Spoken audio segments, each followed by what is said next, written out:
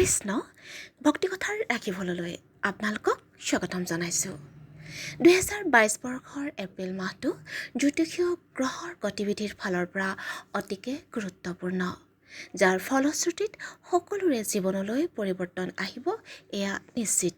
কিয়নো আটাইকেইজনা লেহেমীয়া গতিত আগবঢ়া শনি, ৰাহু, কেতু আৰু বৃহস্পতি গ্ৰহে এটা ৰাশিৰ পৰা আন এটি ৰাশিলৈ গতি কৰিব। অসমীয়াৰ প্ৰাণৰ উৎস বহাগ বিহুলৈ আমাৰ ভক্তি কথাৰ তৰফৰ পৰা আপোনালোক সকলোকে শুভেচ্ছা আৰু আন্তৰিক শ্ৰদ্ধা যাচি বৃশ্চিক ৰাশিৰ জাতকসকলৰ 2022 বৰ্ষৰ এপ্ৰিল মাহৰ ৰাশিফল আপোনালোকলৈ লৈ আহিছোঁ। এপ্ৰিল মাহটোত বৃশ্চিক ৰাশিৰ জাতকসকলে জ্যোতিষীয় দৃষ্টিভংগীৰে কেনেদৰে চলিলে সুফল পাব জানো আহক। প্ৰথমে জানো আহক শুভ ৰং কি হ'ব। এই মাহটোত মেৰুন কালাৰ আপোনালোকৰ বাবে শুভ হ'ব।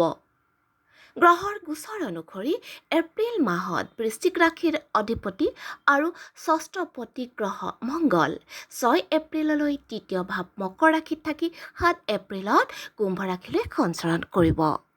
অষ্টমপতি আৰু একাদশপতি বুধ গ্ৰহ 7 এপ্ৰিললৈ পঞ্চম ভাৱ মীন ৰাশিত থাকি 8 এপ্ৰিলৰ পৰা 24 এপ্ৰিললৈ ষষ্ঠ ভাৱ মেষ ৰাশিত অৱস্থান কৰিব আৰু 25 এপ্ৰিলত সপ্তম ভাৱ বৃষ ৰাশিলৈ প্ৰৱেশ কৰিব। সপ্তমপতি আৰু দ্বাদশপতি শুক্ৰ 31 মাৰ্চৰ পৰা 26 এপ্ৰিললৈ চতুৰ্থ ভাৱ কুম্ভ ৰাশিত অৱস্থান কৰি থাকি 27 এপ্ৰিলত মীন ৰাশিত প্ৰৱেশ কৰিব। দশমপতি ৰবি 13 এপ্ৰিললৈ মীন ৰাশিত অৱস্থান কৰি থাকি 14 এপ্ৰিলত মেষ ৰাশিলৈ প্ৰৱেশ কৰিব। দ্বিতীয়পতি আৰু পঞ্চমপতি বৃহস্পতি 13 এপ্ৰিলত মীন ৰাশিত প্ৰৱেশ কৰিব। তৃতীয়পতি আৰু চতুৰ্থপতি শনি গ্ৰহ 29 এপ্ৰিলত কুম্ভ ৰাশিলৈ প্ৰৱেশ কৰিব। 2022 বৰ্ষৰ ৰাহুৰ গোচৰ অনুসৰি 12 এপ্ৰিলত ৰাহু গ্ৰহে বৃশ্চিক ৰাশিৰ ষষ্ঠ ভাৱ মেষ ৰাশিত সঞ্চৰণ কৰিব আৰু কেতু গ্ৰহে দ্বাদশ ভাৱ তুলা ৰাশিত অৱস্থান কৰি 1.5 বছৰ কাল থাকিব।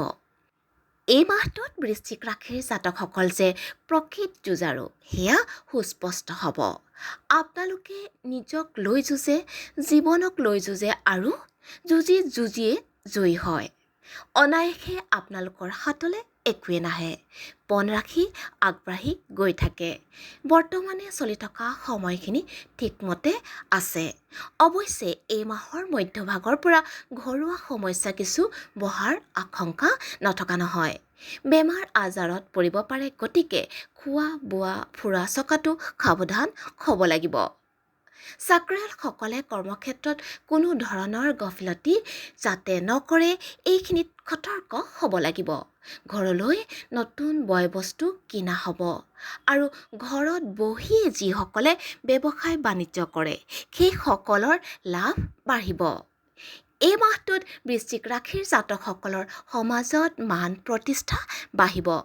বৃহস্পতি গোচৰে আপোনালোকলৈ শুভত্ব আনি আছে।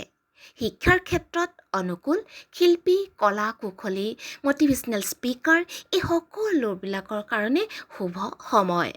বৃশ্চিক ৰাশিৰ জাতকসকলৰ পাৰ হৈ যোৱা সময়খিনি বৰ বেছি সুখকৰ আছিল বুলি ক'ব নোৱাৰি। 12 এপ্ৰিলত কেতু গ্ৰহে বৃশ্চিক ৰাশি এৰিব আৰু দ্বাদশ ভাৱ তুলা ৰাশিলৈ প্ৰৱেশ কৰিব। গতিকে কেতুৰ বিষৰ পৰা আপোনালোক মুক্ত হ'ব। আনহাতে ৰাহুৱে ষষ্ঠ ভাৱ মেষ ৰাশিত অৱস্থান কৰিব। সম্পূৰ্ণ 1.5 বছৰ থাকিব। শত্ৰুক পৰাভূত কৰাৰ এইখিনি উপযুক্ত সময়। বেমাৰ আজাৰৰ পৰাও ৰক্ষা পাব। কোৰ্ট কাছাৰীত যদি মোকৰ্দমা চলি আছিল তাৰ পৰাও পৰিত্ৰাণ পাব। আনহাতে কিছুমান নভবা নিচিন্তাকৈয়ে সফলতা আপোনালোকৰ হাতলৈ আহিব।